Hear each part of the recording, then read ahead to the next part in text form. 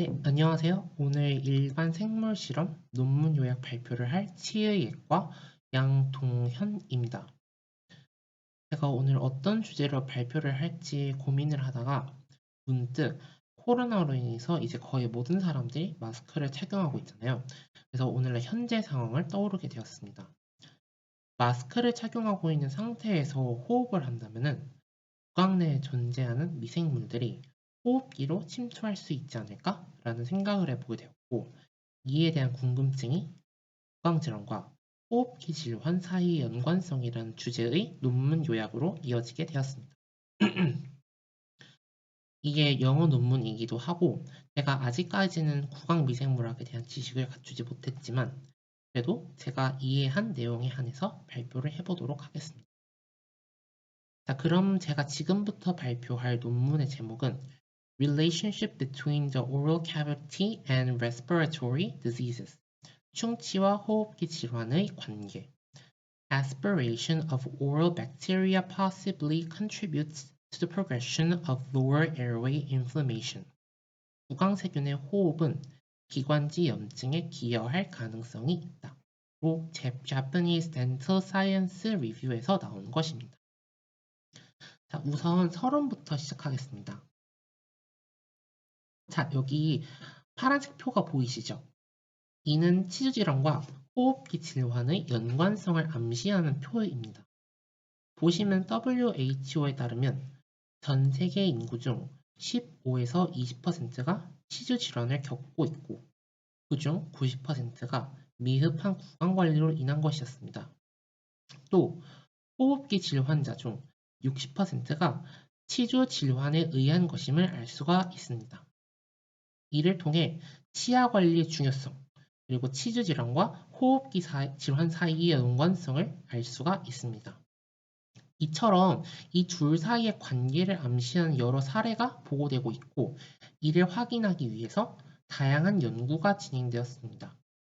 그 결과 몇 가지 이 구강세균이 호흡기 질환을 일으키는 이 몇 가지 기전과 그리고 가정들을 세울 수가 있었습니다. 자, 우선 구강세균이 호흡기로 침투하는 방법은요, 크게 혈행성 방법과 호흡을 통한 방법이 있습니다. 자, 혈행성, 피혈 단일행, 즉 혈액의 흐름을 통해 구강세균이 호흡기로 침투하는 방법입니다. 그러나 혈의 행성 방법이 주된 원인인 사례는 딱 두 건만 있을 정도로 그렇게 흔치는 않습니다. 그 다음, 호흡을 통한 방법으로 이로 인한 방법이 가장 유력합니다. 보통 건강한 신체에 침해 있는 세균 밀도는 최대 10의 8승 CFU/ml이나 구강 질환을 가지고 있을 경우에는 그 이상을 훨씬 초래합니다.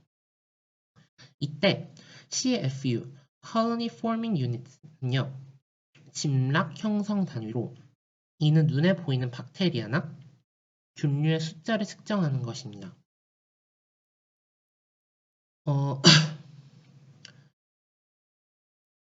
이때 인간은 하루에 1.0에서 1.5리터의 침을 삼키기 때문에 10의 11승 CFU 이상의 구강세균을 삼키게 되는 것이고, 이 때문에 호흡 방식으로 침투하기가 더 쉬워지는 것입니다.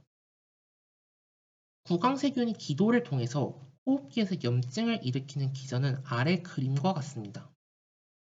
자, 보시면은 이 맨 왼쪽에 말풍선 맨 위에 보시면은 PAFR이라는 약자가 보이실 거예요.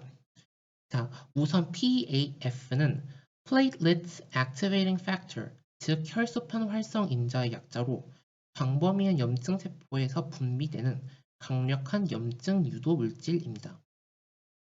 혈소판을 활성화하여 응집 및 방출 작용, 백혈구의 활성화, 비만 세포의 히스타민 분비 촉진 등의 작용을 합니다.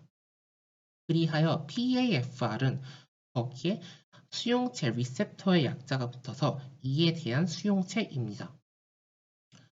구강질환을 가진 사람은 높은 수준의 PAF가 존재하게 되는데요. 이 구강의 PAF는요, 호흡기의 PAF 수용체에도 작용을 하여 염증 유발 사이토카인 분비를 촉진시켜서 호흡기의 염증을 더욱 악화시키는 것입니다. 자, 보통 염증은 면역세포가 병원균을 퇴치하는 과정이라고 많이들 알고 계십니다. 자, 그러나 염증에는 증세를 악화시키는 프로인플레메토리와 염증 반응을 완화시키고 치유를 촉진하는 엔타이 인플레메토리가 있습니다. 이 경우에는 전자가 되는 거겠죠. 자, 그러면은 이 호흡기로 침투하게 된 구강세균은 어떻게 하여 질병을 일으키는 것일까요? 여기에서 핵심적인 역할을 하는 것이 바로 밑에 있는 말풍선을 보시면 cleavage of spike protein이 보이실 거예요. 바로 이 spike protein, 돌기 단백질 또는 페플로모라는 것인데요. 이는 병원균이 숙주세포에 침투하는 데 쓰이는 표면의 단백질입니다. 가장 대표적인 것은 인플루엔자 바이러스의 표면에 존재하는 헤마글루티닌 그리고 유라미니다제입니다. 헤마글루티닌, 줄여서 HE는요, 숙주세포의 막에 이 병원균이 결합하도록 도와주고, 유라미니다제, 줄여서 NA는요, 유라민산을 가수분해하여서 이 복제된 바이러스를 방출시켜서 다른 숙주세포를 감염시키도록 하는 것입니다. 자, 이때 이 자손세포는요, 이러한 H나 아니면 NA가 충분히 발현되지 않은 상태이기 때문에 그렇게 큰 전염성이나 병원성을 지니진 않습니다.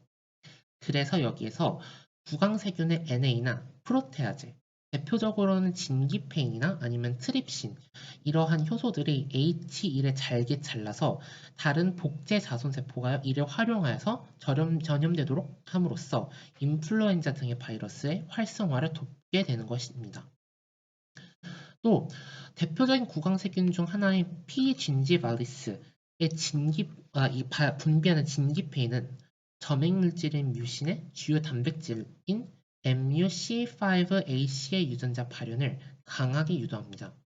이로 인해서 과도하게 형성된 점액질은 기관지 내강의 공기 흐름을 방해하여서 호흡기 기능을 저하시키게 되는 거고, 이 외에도 치질질환성 세균이 보이시면 여기 Destruction of Respiratory Epithelial Barrier, 여기에 나와 있는 것처럼 기관지 상피세포의 장벽 기능을 저하시킴으로써 다른 병원성 세균이나 바이러스가 더 쉽게 침투할 수 있도록 만듭니다.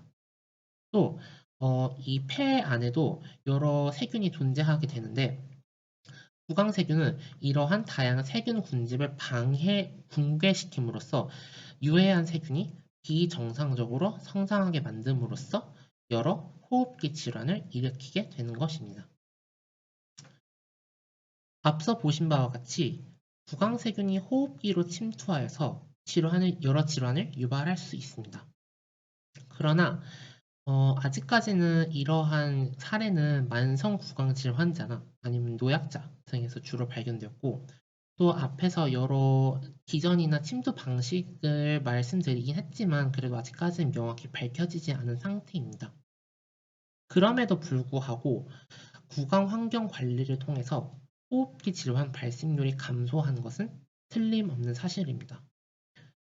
사회가 점점 나이듦에 따라서 구강 질환과 호흡기 질환은 증가하게 되고, 자연재해 발생 후 이제 많은 사람들이 피난소에서 이제 생활을 하게 되는데, 이때 적절한 구강 관리를 못해서 호흡기 질환으로 사망하는 인구가 많은 것 또한 심각한 사회 문제입니다. 추후 이 구강 질환과 호흡기 질환 사이의 연관성에 관련된 더 많은 자료가 축적되어서 대중들이 보다 더 구강 관리의 중요성을 이해하고 또 더 나아가 수명의 연장으로 이어졌으면 합니다. 이상으로 본 구강 질환과 호흡기 질환의 연관성에 관한 논문 요약 발표를 마치도록 하겠습니다.